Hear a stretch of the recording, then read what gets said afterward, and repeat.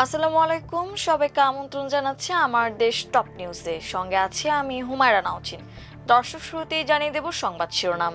হাম উপসর্গে 24 ঘন্টায় আরও 3 শিশুর মৃত্যু। হজ শেষে শুরু হলো ওমরা ভিসা আবেদন। শিশু রামিসাকে একজন নয় 2 যুবক ধর্ষণ করে। দর্শক, শুনছিলেন সংবাদ শিরোনাম, এবারে বিস্তারিত।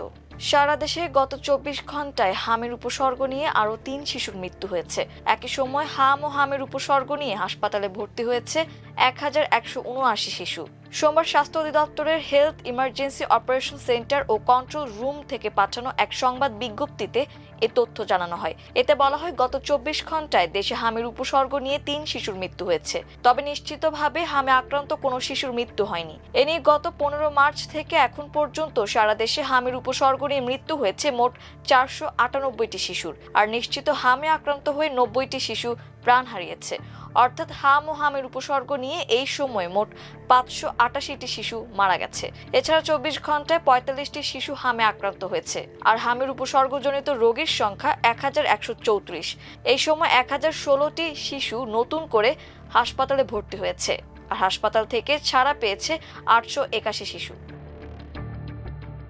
পবিত্র হজ মৌসুম শেষ হতেই পুনরায় ওমরা ভিসার আবেদন গ্রহণ ও ইস্যু কার্যক্রম শুরু করেছে সৌদি আরব। দেশটির হজ ও ওমরা মন্ত্রণালয় জানিয়েছে, গতকাল রোববার থেকে 1448 হিজরি সালের নতুন ওমরা মৌসুমের ভিসা ইস্যু করার আনুষ্ঠানিক কার্যক্রম শুরু হয়েছে।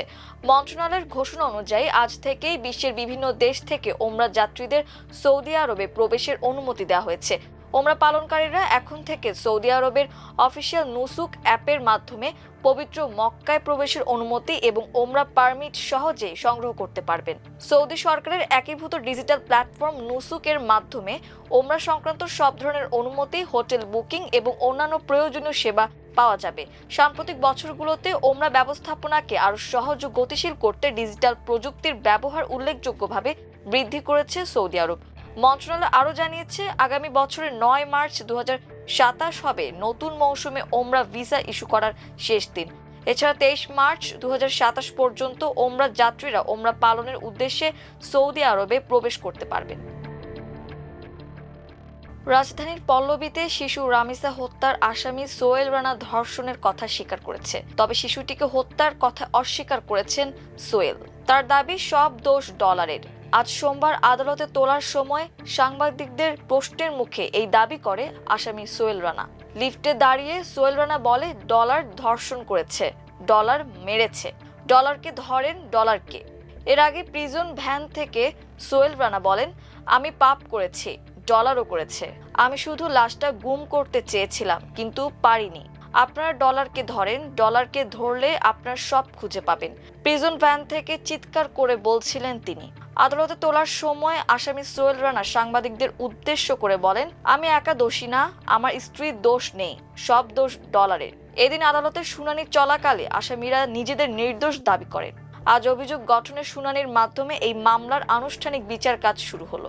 শুনানি শেষে ঢাকার শিশু সহিংসতা দমন ট্রাইব্যুনালের বিচারক মাসরুর সালেকিন অভিযোগ গঠনের আদেশ দেন। একই সঙ্গে সাক্ষ্য গ্রহণের জন্য মঙ্গলবার দিন ধার্য করেন আদালত। পরবর্তী সময় সাক্ষ্য গ্রহণ, আত্মপক্ষ ও যুক্তি তর্ক শেষে রায় ঘোষণা করা হবে। দর্শক, এই ছিল আমার দেশ টপ নিউজে। এতক্ষণ আমাদের সঙ্গে থাকার জন্য অসংখ্য ধন্যবাদ। আল্লাহ হাফেজ।